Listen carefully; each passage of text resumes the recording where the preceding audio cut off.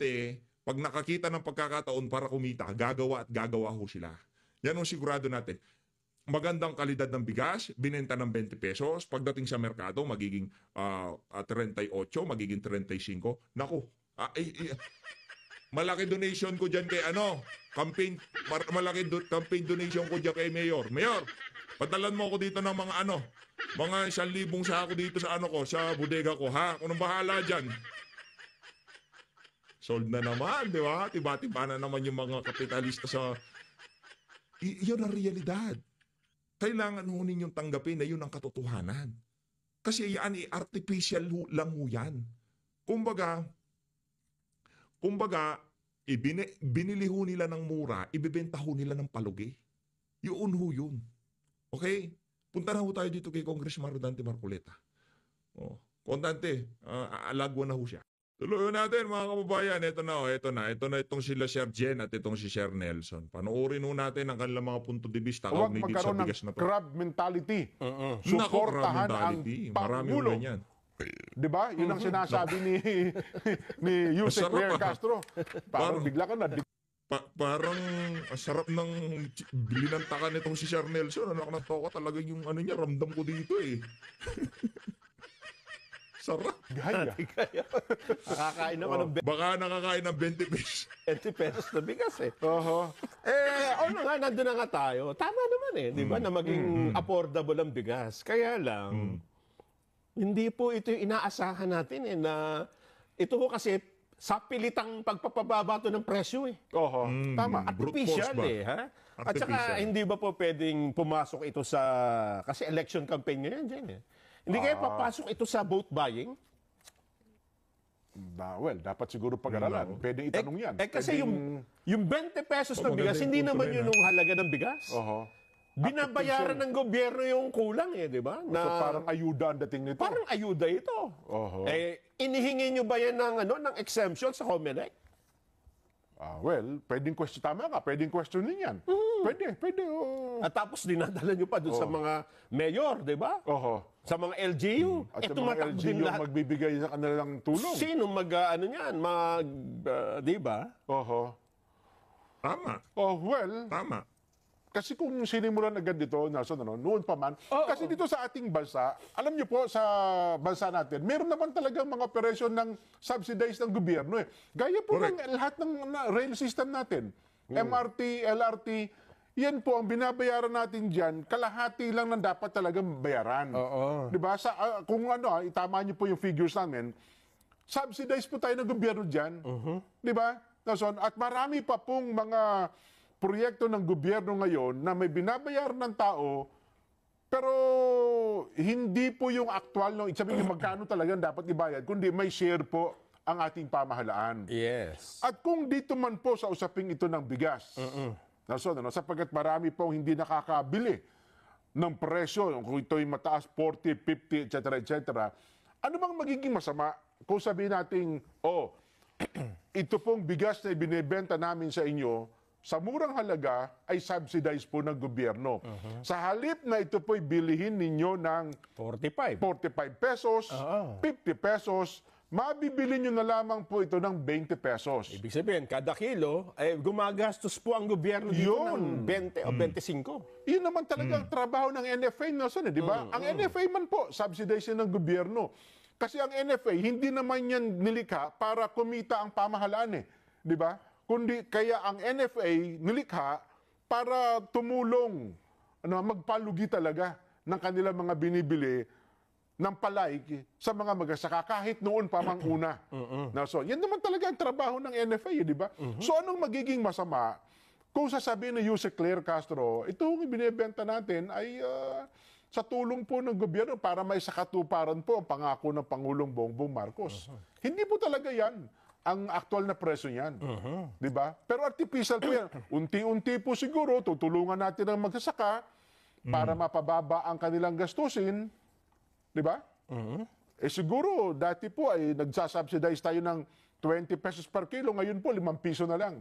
Kasi bumaba na po ng bumaba ang gastos ng mga magsasaka.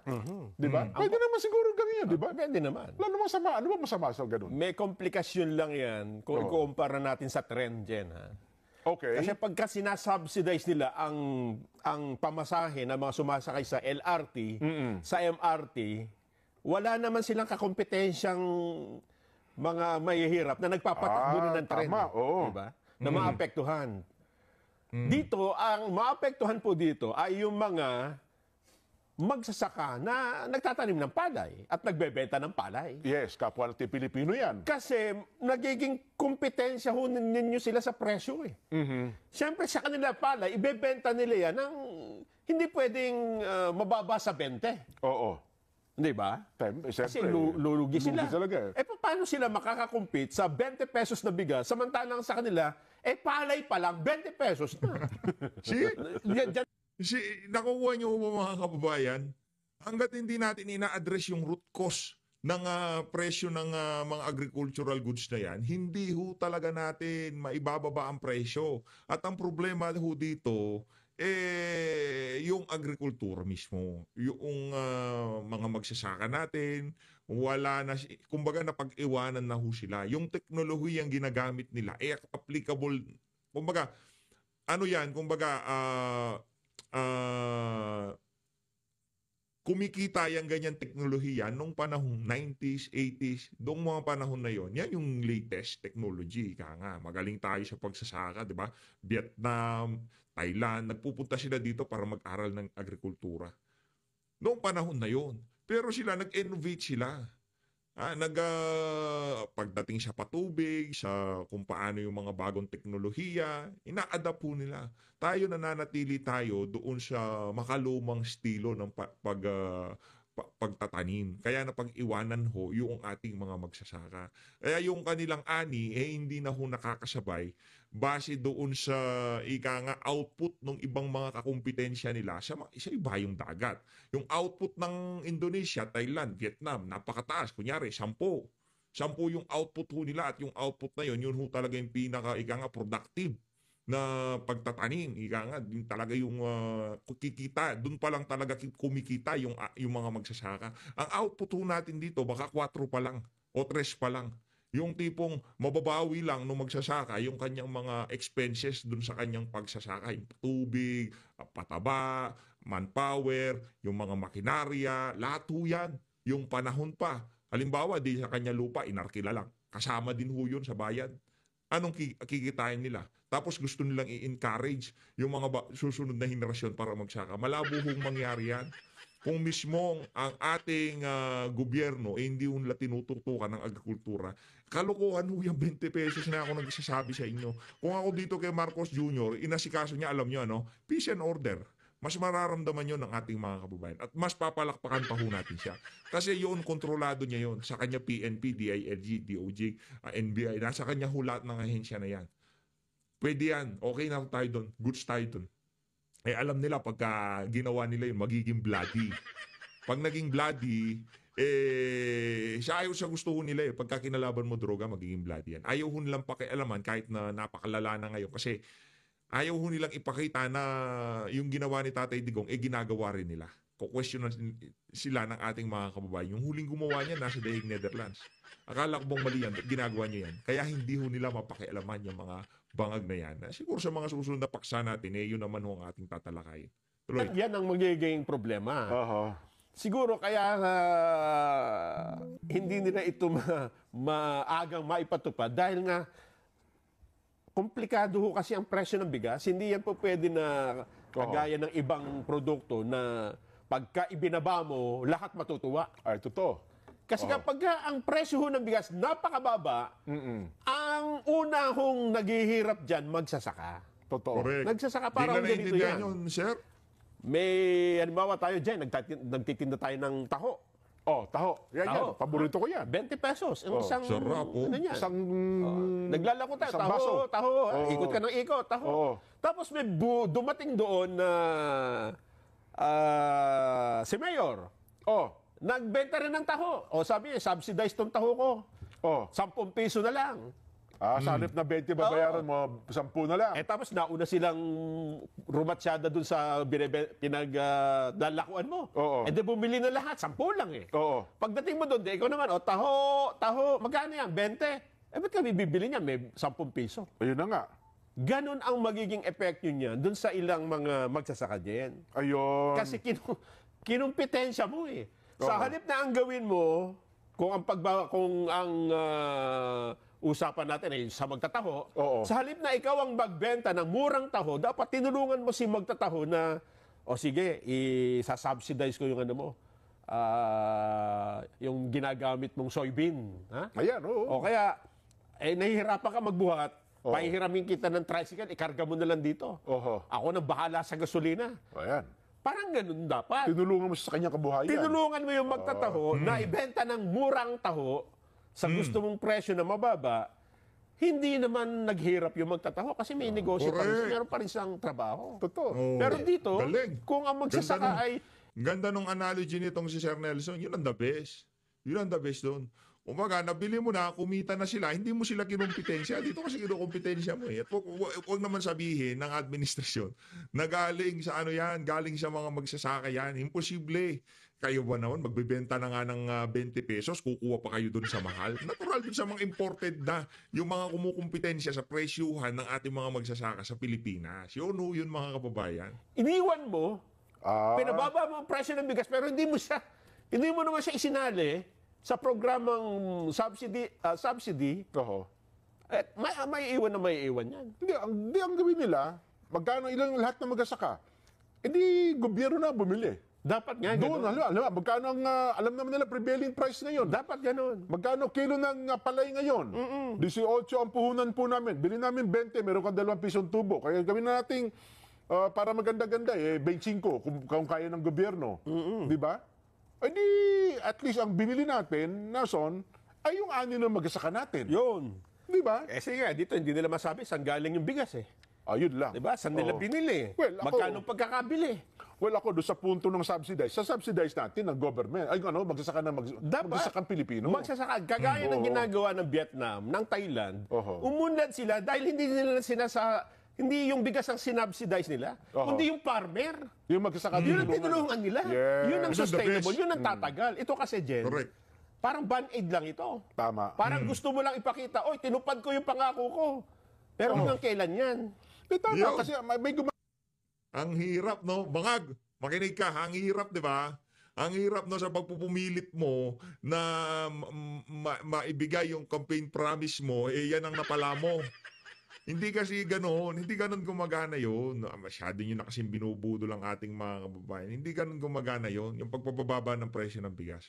Tama si Sir Nelson at Sir Jan dyan sa ano na yan, dyan sa punto de vista magawa. nila na Yung yan. sabi ko, nung naging guest natin dito, Nelson, di ba? Si Kuya Yuan. Si Kuya Yuan, ang tinulungan nila magsasaka. Di ba? Halimbawa, ikaw nagsasaka ka. Magkano? Lahat ng input mo, pati land preparation mo. Ganun dapat. Di ba? Ganun Tapos dapat. magkano ang puhunan natin? So makukumpute mo naman yan eh. So pagka inanin natin ito, magkano kilo ng bigas? Boss, bilhin natin para wala ka namang gastos, ginamit lang namin yung sakahan mo, babayaran natin ito. Sabihin, yung magsasaka, kumita pa rin. Yes. Di ba? Sa lahat ng intervention, mula simula hanggang sa anihin, tumulong yung grupo na Kuya Yuan. Kaya ngayon, sa Daan Bantayan, Cebu kahapon, nagbenta sila ng 20 pesos. Ito, sabi ko nga sa'yo, private sector, na nagbenta sila talaga. 20 pesos. At yung magsasaka na kanilang tinulungan, masaya. Ganun dapat. Ay, implement kayo. Sabi niya, pwede palang gawin. Pwede. Nagagawa pala nila. At saka yung kumpanya ni Kuya Yuan, sabi niya, break even pa rin po kami, bawi. Naipapakita pa namin sa magsasaka na kung sila ay gagamit ng technology namin, ay doon na sila makakabawi, Nason. So pwede palang gawin. Pwede naman palang gawin. Kaya naman ngayong dito sa bahagi ng video natin na to, rekta na tayo doon sa mga punto de vista nitong si Congressman Rodante Marcoleta. Dito hubad na nagsalita si Kong Dante. Dito na.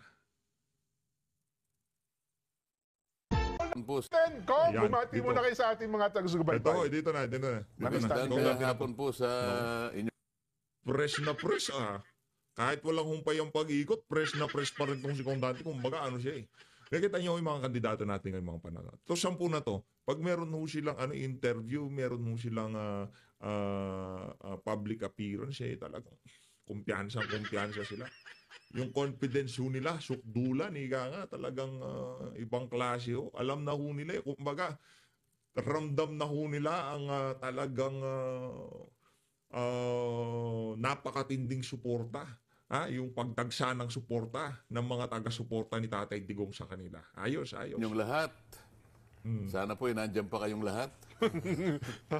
Nandito siya bilang guest, no? Opo. Kasi interview Hindi na. naman bilang host ng palatuntunan. Bawal pa eh. Biglang may nag-text sa akin, meron daw kayong itatanong ng mga ilang bagay-bagay. Nandyan lang naman ako. Hindi kasi sabi po ng pag pinupuno daw po yung programang 20 pesos maganda naman daw. Ang pumupunan lang daw po nun, Kong, ay mayroong mga crab mentality. Ayaw natin magtagumpay ang Pangulo. Kayo ho ba? Naku. Ano ba reaksyon niyo doon? Yung 20 pesos na kada kilo ng bigas. Lahat naman tayo gusto nating magtagumpay sana lahat ang mga panukala ng ating pamahalaan. Kasi pag nagtagumpay yan, ang makikinabang ang ating mga kababayan. Opo. Correct. Kaya lang yung timing ang iniisip ko rito, Jen, Nelson. Opo. Bakit naman papalapit ng eleksyon, doon lang naman nila naisip ito. So, maaring mabahiran ng ibang motibo kasi kapag ngayon mo ilalatag yung programa, maganda sana sapagkat makakabawi siguro yung mga kababayan natin.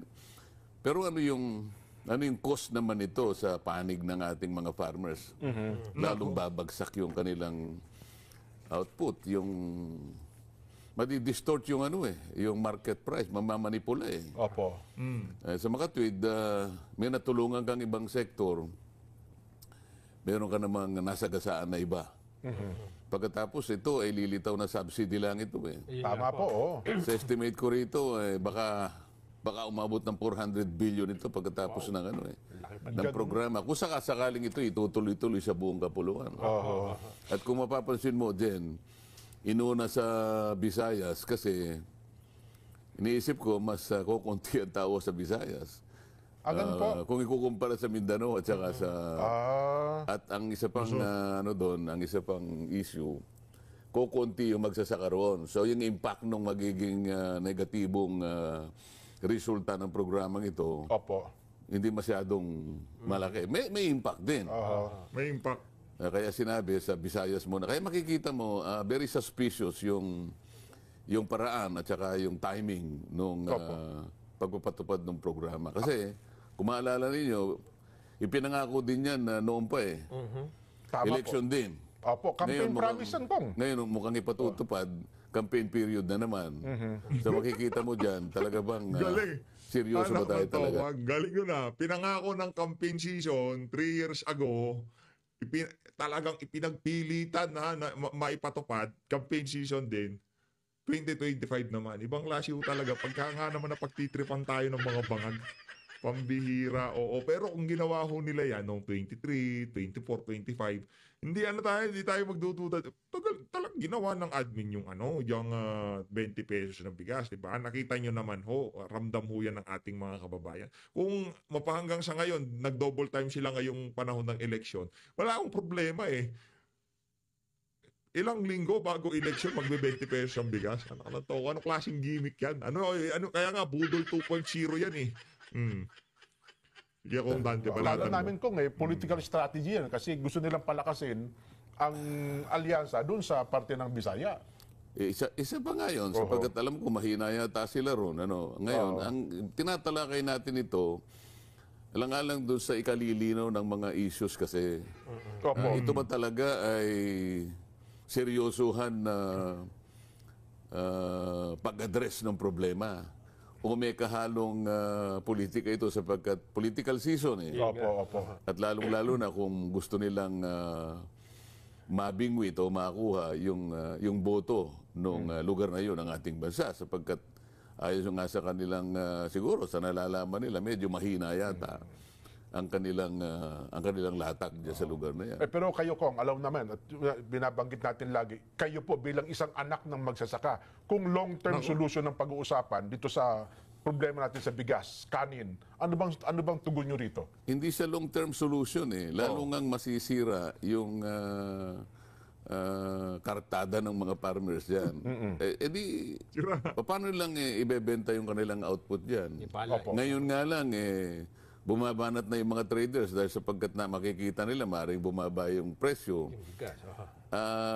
Meron ko nababalitan 12 pesos per kilo talagang wala nang kikitain. Sa 22 pesos wala nang kikitain Ngayon dahil sa masisira ang palay, wala namang storage yan. Napipilitan tuloy ang magsasaka na ibenta kahit na palugi. Ngayon itong programang ito imbes na makatutulong lalong malalagay sa alanganin yung ating mga farmer. Yung long-term effect nito mabigat. Baka lalong wala nang magsaka rito pagka ganyan ang pinatutunguhan ng mga programa. Pero kung kayo po tatanungin, anong long-term solution na nakikita nyo kung ang pag-uusapan ay kakulangan ng yung tulong sa magsasaka at saka yung presyo ng bigas? Ang linaw naman ng long-term solution dito, Jen, Nelson. Yung ating pinagtatamnan ng palay, hindi naman dumadami, nababawasan pa nga yan Dapat sana ay wag na nilang i-reclassify o kaya i-reconvert yung conversion ng mga pinagtatamnan kasi nababawasan lalo Ang palaksin mo rito yung productivity per hectare. Kasi ang production cost natin ay napakataas. Kung alam naman ninyo, para lang kumita yung farmer, yung output niya talaga ay gumanda, kailangan maglagay siya ng pataba talaga. Hindi ko kulangin sa 8 bags ng pataba yan Napakamahal ng pataba ngayon. Correct. Kaya doon ka lang makakabawi kung sakasakali na ibaba mo, kaya nagkaroon ng subsidy sa pataba. Katulad ng ginagawa namin dyan, na nagumpisa kami sa Visayas. Meron akong isang kinasangkapan na isang grupo, i-unlad ang pinag-uusapan dito dyan. Kasi ang ginamit naming formula, yung pataba, imbes na yung urea, yung organic na liquid, napalitaw talaga na nakakapagdagdag sa output ng yung productivity per hectare. Ngayon, bumaba ng 60% yung cost ng production dahil iba yung ginamit na pataba. Ngayon, dahil sa bumaba yung production, matindi ho yun pagka natapyasan na 60% ang production cost, ang laking bagay ho nun. Ano ho talaga yun? Kumbaga, yun talaga ang kailangan ng mga magsasaka. Kung paano matatapyas yung gastusin sa sa pagtatanim nila ng palay. Yun ho talaga ang long-term solution. Pag napababa ang production cost, domino effect yan. Bababa ang presyo sa merkado. Pero pagka ginawa ni Marcos Jr., panahon ng kampanya, binababa niya sa 20 pesos. Nako, yung pinapangarap natin na meron pang magtanim, yung mga anak ng mga magsasaka, sasabihin nila, Tay, gusto ko magsaka. Laki pala ng kita dyan sa pagsasaka. Wala na ho. Kasi alam ho nila pagka, naku, malapit na naman ang kampanya niyan. Yari na naman tayo dito kay Bangag. yun ho ang yun na yun ho ang mangyayari kasi hindi naman ho nila kayang patakbuhin yan sa loob ng 5 buwan. Mahihirapan ho ang pamahalaan yan. Mas masahol pa ho yan sa ayuda. Kasi dyan, mas mabilis mangurakot dyan. Yun na sigurado natin. Kung mahirap ang pangungurakot sa ayuda, kung mas madali ang pangungurakot dyan sa mga ayuda na yan, mas madali ang pangungurakot dyan sa 20 pesos na bigas na yan. Paniwalaan nyo ho ako. Sigurado ho yan. Yung mga congressman na yan, sigurado magkakaano yan. Tawag dito, magkakaroon sila ng yung mga nagbebenta ng bigas, magkakaroon sila ng gano'n. Bigas 10 puntiryan mo. Siguro. Ganyan ho yung strategy ng mga walang yan. Sigurado ho tayo. Noong ang pangungurakot sa pamamagitan ng infrastruktura, yung mga proyekto sa pamahalaan, mga tulay, daan, di ba? Ganun nung una. Mahirap yun. Dami pang engineer, di ba? Tatayo mo pa yung ganito, ganyan. Hindi, ayuda na lang. Rekta na tayo. Bigay pera, 10,000. Bigay natin 2. Ganun. Yun ang strategy ngayon. Yun ang yun ang meta ngayon dyan sa House of Representatives. Pero nakikita na natin dito sa dito sa dito sa bagong update. Ang susunod na magiging meta diyan, pagdating sa pagnanakaw, yung bigas na yan, sigurado. Gumanda yung output.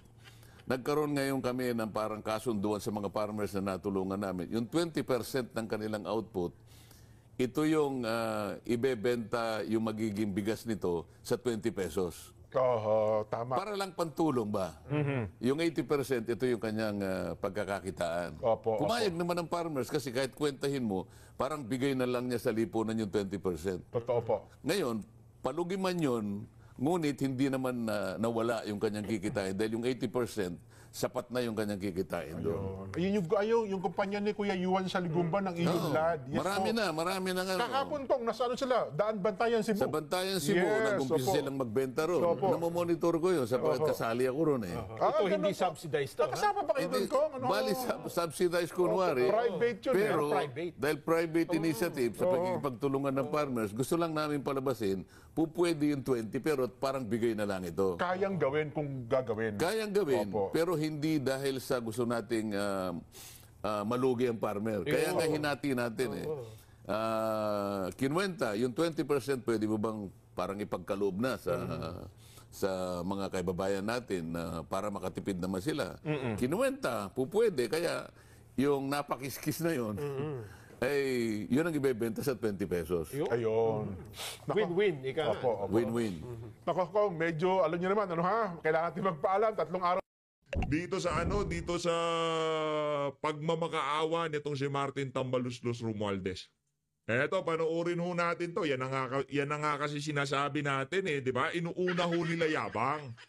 Ngayon, nagsiga-sigaan ka, nag-angas-angasan ka dyan sa House of Representatives. Oh, ngayong panahon na ng eleksyon, natanggal angas mo.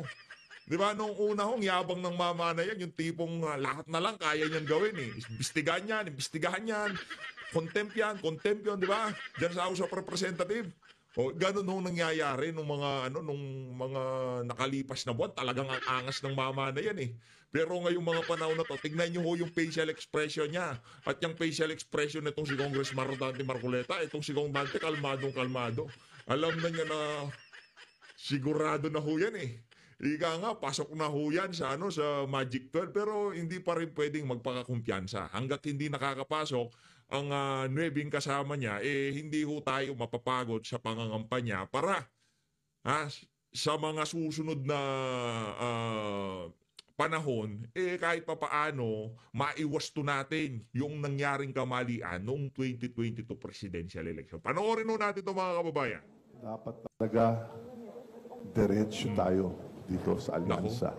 Oh. No ifs and buts about it. Ito talagang ihingi ko sa iyo. Kalma lang, Brad. Yang hinihingi mo na yan, hindi ho namin pwedeng mapagbigyan. Kami rin naman dito, no ifs and buts eh.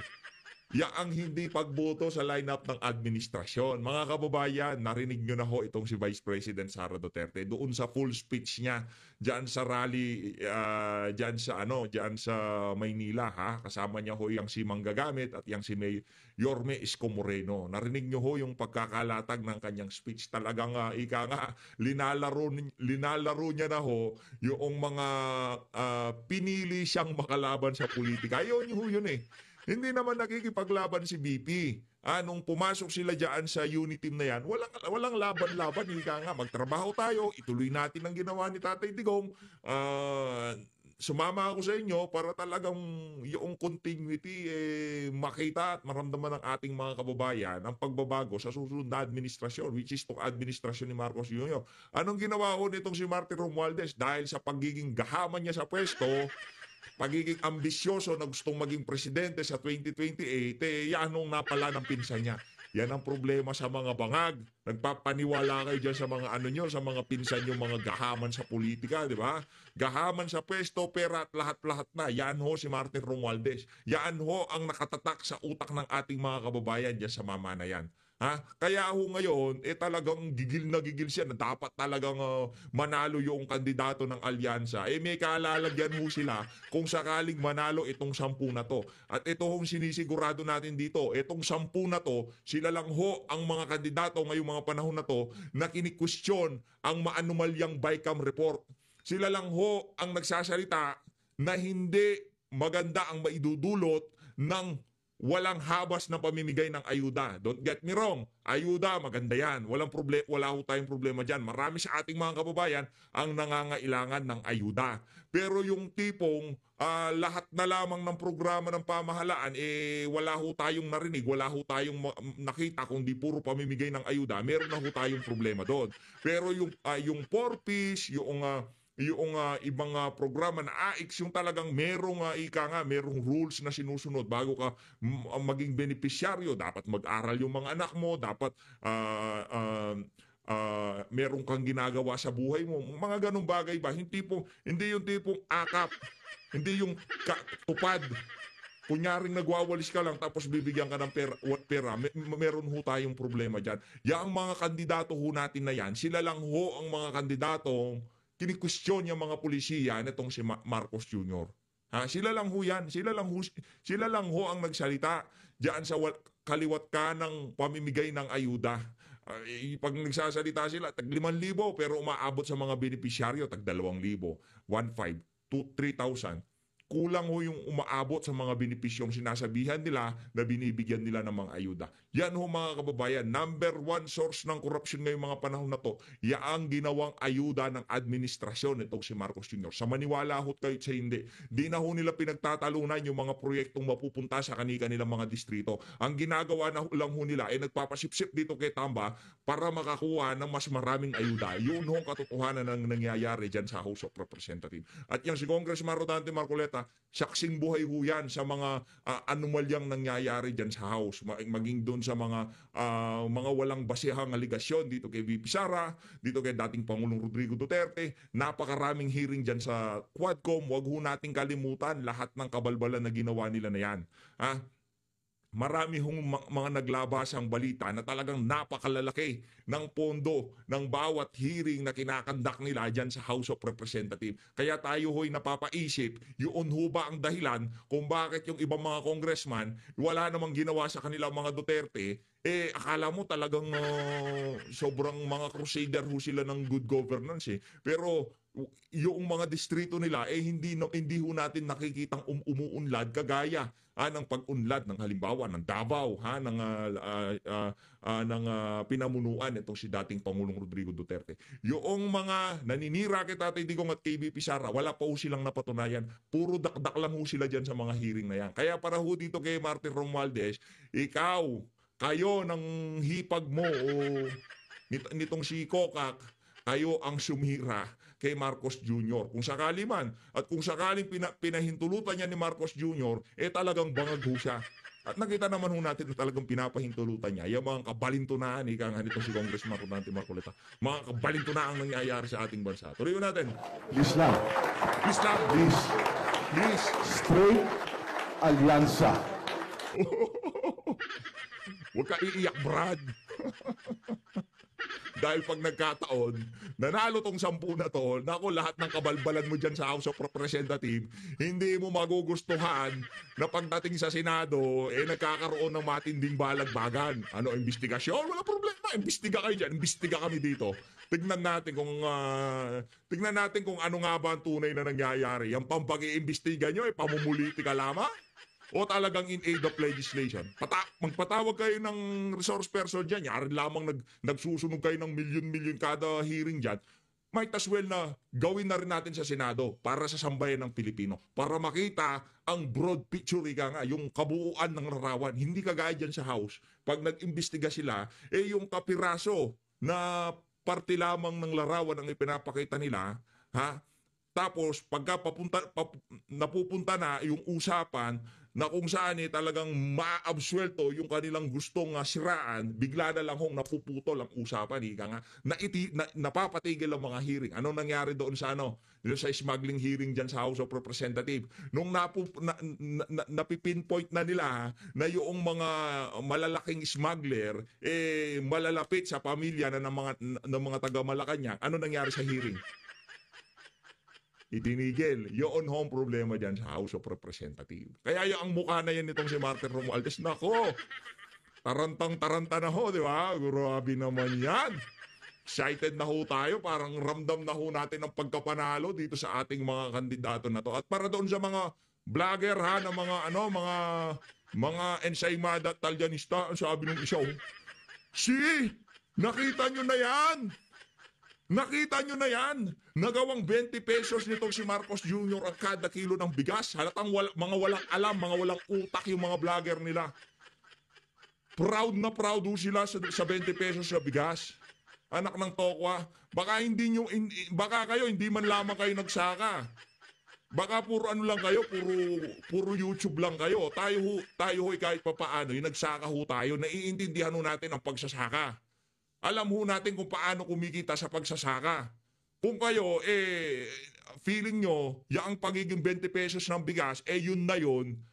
Natuwa kayo dun sa pagbaba ng presyo ng bigas na yan, at akala nyo, yun na talaga ang buong larawan, pagdating sa presyo ng mga agricultural products sa ating bansa, talagang napababa ni Marcos Jr. Hanggang sa ngayon, nagpapabudol kayo kay Marcos Jr. Kung hindi nyo alam kung paano gumagana ang komersyo sa bukirin, wag kayong mag-aangas na, yes, ang galing ni Marcos Jr., ibang klase talaga, napababa niya ng 20 pesos ang bigas. Mali ho yun. Hindi ganun gumagana. Hindi porket bumaba ang presyo dito sa mga piling tindahan, kadiwa store, hanggat hindi bumababa ang presyo sa merkado, artificial lang ho yung pagbaba na yan. At sa anumang oras, pwedeng mawala yung supply na yan pag naubos na yung sa NFA, yung ano yan sobrang buffer nabalitaan natin nung isang araw, sumobra na daw sa buffer kung sa loob ng 5 taon, ngayon pa lang tumaas ng ganyan yung stock ng NFA. Siguro yun ang pinapaubos nila. Pero once na naubos yun, wala na. Anong ibig sabihin? Pag galing NFA, malamang sa malamang imported yan. Hindi ho yan galing sa ating mga magsasaka. Okay? Kaya huwag yung sabihin na kumita dyan yung ating mga magsasaka. Anak ng tokwa, production cost pa lang, umaabot na ng 15 pesos. Let's say 15 pesos. Dadaan pa yan ng ipapamil pa yan, ipapagiling pa yan, ipapabalat pa yan. Dadaan pa yan ng middleman. Pupunta pa yan ng palengke. Kaya yung pinakamababang presyo ho ngayon, 35 pesos. 32, 35, doon naglalaro. Hindi ho 20 pesos. Kaya kung 20 pesos yung pinag-uusapan natin at hindi nyo naiintindihan paano kumikita ang ating mga magsasaka sa pagtatanim ng palay, meron ho kayong problema. Para sa mga talyanista at saymada, mag-aral muna kayo. Hindi yung bira kayo ng bira sa social media. Kung gusto nyo mas talagang natalakay na kasi natin doon sa sagot natin kay Ate Claire, no? Yung mga nakababayan natin napaliwanag na natin kung paano mapapababa ang bigas sa natural na pamamaraan. Hindi dito sa bibili ng estado ng mahal at ibebenta nila ng palugi. Napaliwanag na ho natin doon. Talagang kung gusto natin maging sustainable, yung presyo na yan, balik ho tayo doon sa root cause ng problema natin, agrikultura. At naging DA Secretary ang si Marcos Jr. Pero walang nangyari. Tuloy ho. Gawin natin lahat sila, walang iwanan Ako. dito. Walang iwanan dito. Ito ang gusto nating mahal na Pangulo. They are our true partners. Subok na subok sila. I know each and every one of them have proven themselves. Hindi tayo mapapaya sa taong bayan.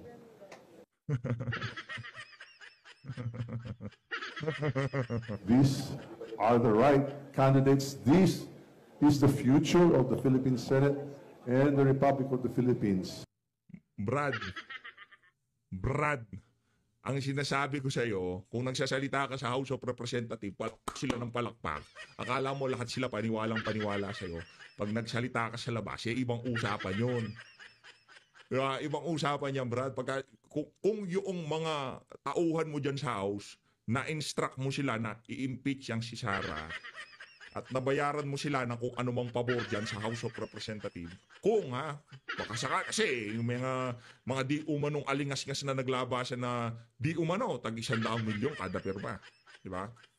Panahon ng kampanya, kailangan ng pondo ng mga bataan mo dyan sa House of Representatives. Kaya yung iba, kaya pumirma. Ang dahilan ng iba, baka hindi sila mabigyan ng pondo, yung mga pinangakong proyekto sa mga ayuda sa mga constituent nila, baka hindi maibigay, matalo sila.